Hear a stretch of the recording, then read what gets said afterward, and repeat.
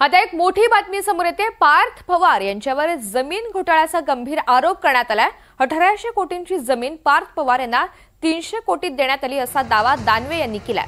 500 रुपयाची stamp duty भरून व्यवहार करण्यात आले असा दावा सुद्धा दानवे करतायत। कोरेगाव पार्कात आयटी आणि डेटा सेंटर उभारण्याची तयारी सुरू आहे असा आरोप करताना त्यांनी उल्लेख केला। 1 लाखाचं भांडवल असलेल्या कंपनीला हे कसं शक्य झालं हा सवाल उपस्थित केला दानवेंनी।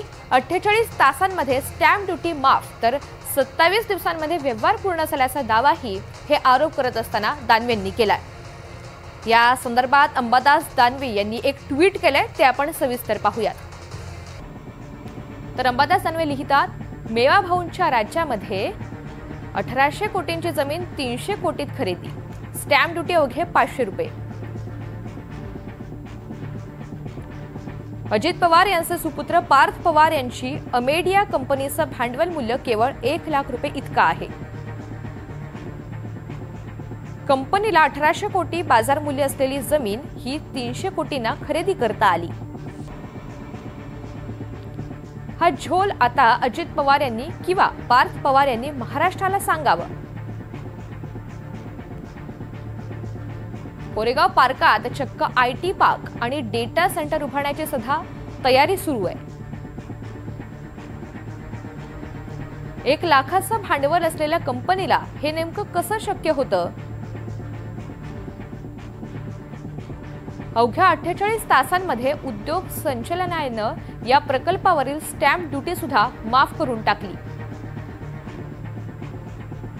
कळस म्हणजे 27 दिवसात हा संपूर्ण व्यवहार पूर्ण झाला।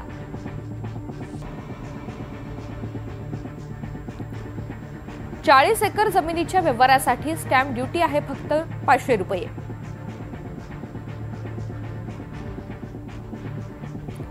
सामाजिक कार्यकर्ते अंजली दमानिया यांनी सुद्धा या प्रकरणामध्ये ट्विट केले।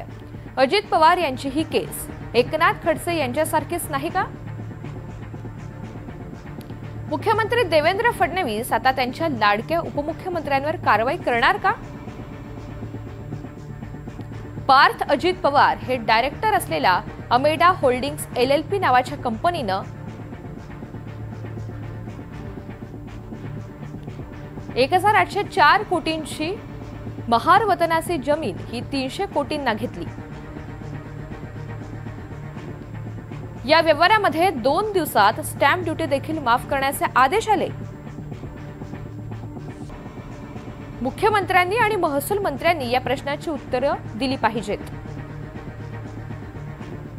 महार वतनाची जमीन सरकारच्या परवानगीशिवाय विकता, हस्तांतरित करता किंवा गहाण ठेवता येत नाही।